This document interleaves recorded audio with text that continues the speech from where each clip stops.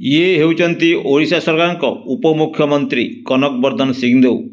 तांको अधीन रही कृषि विभाग। निजकू महाराज भावती।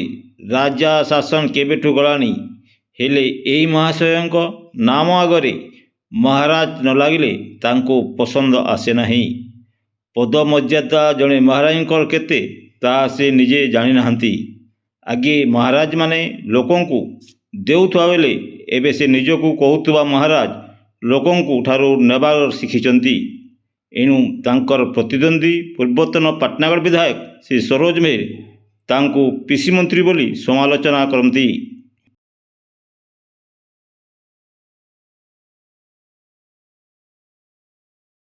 मंत्री श्री सिंहदेव विभिन्न समाज चर्चा रही था। कौन सी भल काम पाई नुहे केवल विवादमान विवृत्ति मान प्रदान करी। किछि दिन तले बरगढ़ धनुयात्रा चाषी को नोटंकी करतुआर कही मीडिया सेना रही बेले एवं पाटनागढ़ रे चाषी धान उठुनवा संपर्क में से जानी पूर्वर मिलर विद्युत काटा को धमक देउथुवा कनक वर्धन सिंहदेव बेआईन भाव में क्विंटाल को 2 केजी धान काटा मिलर को स्वीकृति प्रदान करिसेंती। 15 भाग अधिक आर्द्रता किंबा खराब थिले 2 केजी धान काट। ए निर्देश राज्य सरकार घोषणा कर बेले उपमुख्यमंत्री श्री कनक वर्धन सिंहदेव मीडिया आगे कहवा श्री सिंहदेव मिलंग ठारू भाग खाउतार अभियोग होता संपर्क में सत्यता थिबार स्पष्ट बारी हुए।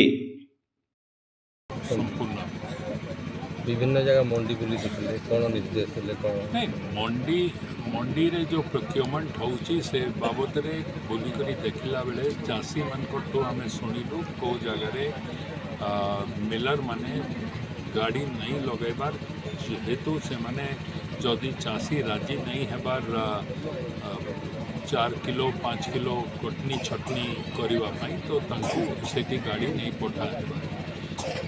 सब कलेक्टर साहब भी मो संगे थे समस्ते बीडीओ साहब भी थे सबु जगार से आम निर्देश देकर आईचु चाषी मान को भी कहीचु अति बेसी मॉइस्चर जदि थी 15% अधिका तो अति बेसी 2 किलो कटनी ताठू अधिका आउ से मिलर एजेंट मान को भी आम कहीकरी आईचु से जो सेक्रेटरी माने थिले तांको भी निर्देश दिया जदि अधिका करिवो तुमे तो तुम चाकरी की कष्ट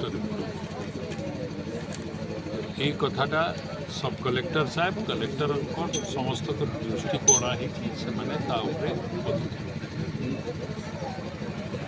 उपमुख्यमंत्री श्री कनक वर्धन सिंहदेव कटनी चटनी अधिक होतुबार से निजे स्वीकार करथुवा बेले तांकर छत्र छाया तले थिबा मिलर माने खोलाखोली 5 ରୁ 7 केजी धान काटुथुवा बेले तांको उपरि कौनसी कार्यानुष्ठान ग्रहण करने परिवर्ते उपमुख्यमंत्री कनक वर्धन सिंहदेव खोलाखोली 2 केजी धान काटिबाकू मंत्री कहवा तांको पदमर्यादार उल्लंघन नुहे कि तो से राज्यवासी चाषी मानकर प्रगति पाई जहाँ पदक्षेप नेबा दरकार मु नेबी सेतिरे कहाकू डरी करी किछि कहबार नाही।